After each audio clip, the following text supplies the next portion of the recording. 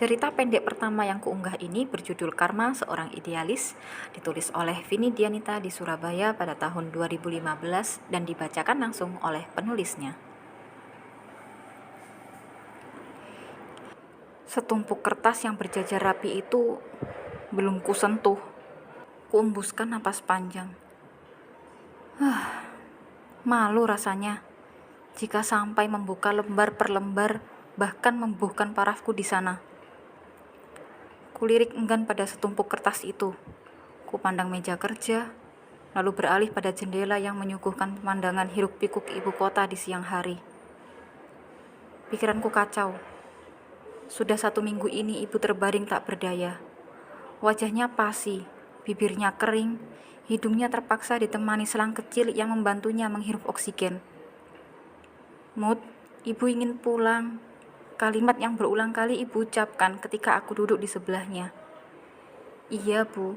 Setelah ibu operasi, kita pulang ya." Jawabku yang berusaha menyunggingkan senyum. Proyek siaran ini membuatku terpaku berhari-hari. Proyek yang seharusnya sudah aku tolak dari awal, kini menjadi kebimbangan dalam hatiku.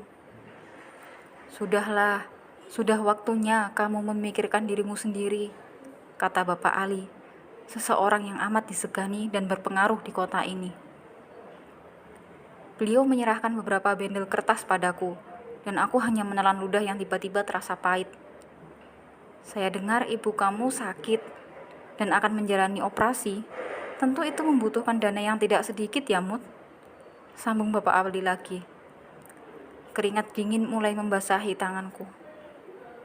"Iya, Pak," jawabku. Sungguh, itu adalah jawaban yang tidak aku duga.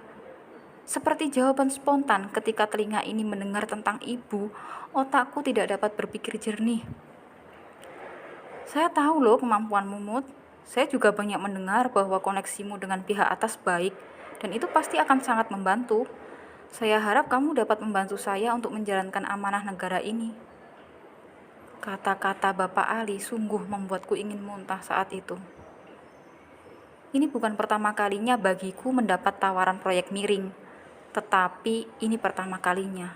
Lidahku terasa keluh dan tak sanggup untuk kubantah setiap kalimat yang terucap dari Bapak Ali saat ini. Mataku kembali menatap jauh, keluar jendela. Biasanya pemandangan di bawah yang kulihat dari kantor tinggi ini membuatku sejenak melupakan penatku. Namun kali ini berbeda.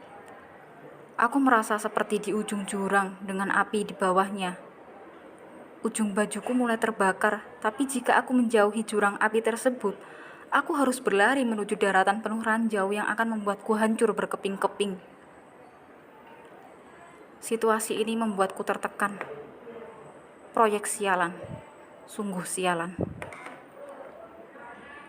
Aku melihat mereka di sana yang setiap hari makan sepiring nasi putih, lengkap dengan sepotong ayam goreng impor yang rasanya sungguh renyah. Mereka makan seolah-olah kelaparan, tapi kenyataannya mereka tidak benar-benar lapar. Dan selalu menyisakan 3/4 nasi dan ayam goreng impor itu, karena mereka sudah tidak ingin memakannya lagi. Sedangkan di belakang sana, ada seorang juru masak yang tidak boleh sedikitpun menggigit masakannya sebelum pekerjaannya selesai. Ada seorang tukang cuci piring yang setiap hari terpaksa melihat 3/4 makanan tersisa pada setiap piring pelanggannya berakhir sia-sia di tempat sampah.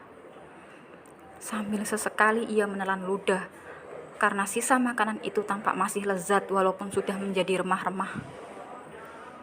Lalu aku melihat seorang bapak tua renta duduk beralaskan kardus sambil menunggu orang-orang yang bersedia membeli kerupuknya yang tidak terlalu menggugah selera. Berjam-jam ia duduk di pinggir lahan parkir supermarket tanpa ada yang melihat kehadirannya. Tiba-tiba sebuah mobil sedan mengkilap datang dan hendak memarkir mobilnya di tempat bapak tua itu. Sambil berteriak dari dalam mobilnya, ia menyuruh si bapak tua meninggalkan tempat itu dan pergilah si bapak tua sambil memikul kerupuknya. Di lain waktu terkadang aku melihat seorang tunanetra yang menjual dagangannya, dan karena ia tak dapat melihat, maka ia mempercayakan pembelinya untuk mengambil sendiri uang kembalian mereka. Ketika ditanya mengapa ia mudah percaya begitu saja pada pembeli, Jawabannya ringan, bahwa rezeki miliknya tidak akan tertukar oleh orang lain, dan selama ia mau berusaha, maka rezeki akan datang padanya. Rezeki? Apakah mereka yang setiap hari berjas dan berdasi, berangkat dengan mobil mengkilat dan bekerja ke kantor dalam gedung tinggi, bahkan mengenyam pendidikan di luar negeri masih menganggap bahwa apa yang mereka lakukan selama ini semata-mata untuk mencari rezeki? Entahlah, sudut pandang orang berbeda. Jika menurut pedagang tunanetra itu dapat memberi makan anak dan istri setiap hari sudah merupakan suatu rezeki, lalu bagaimana menurut mereka dengan pangkat tinggi? Mungkin baginya rezeki adalah ketika ia memiliki rumah mewah bak istana, mobil dengan harga ribuan juta, dan aset lain senilai 12 digit angka.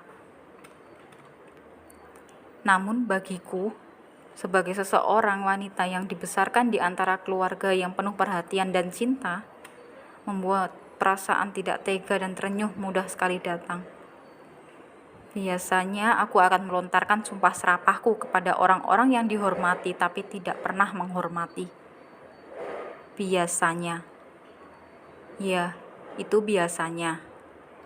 Saat ini memang benar-benar bukan situasi yang seperti biasanya. Aku takut membayangkan diriku menjadi seperti orang-orang yang aku beri makian selama ini. Seperti orang-orang yang ingin ku benarkan otak miringnya, tapi ternyata aku sendiri tertular otak miring seperti mereka.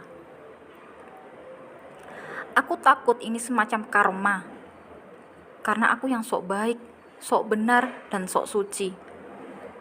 Mereka yang menganggapku seperti itu, dan aku hanya ingin memegang prinsipku. Prinsip?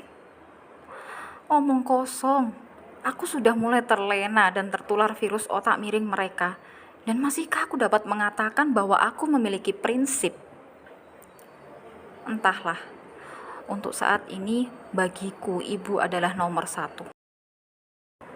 Terima kasih telah mendengarkan monolog dari cerita pendek berjudul Karma Seorang Idealis. Jangan lupa like dan subscribe ya. Nantikan monolog dari cerita pendek lainnya. Sampai jumpa.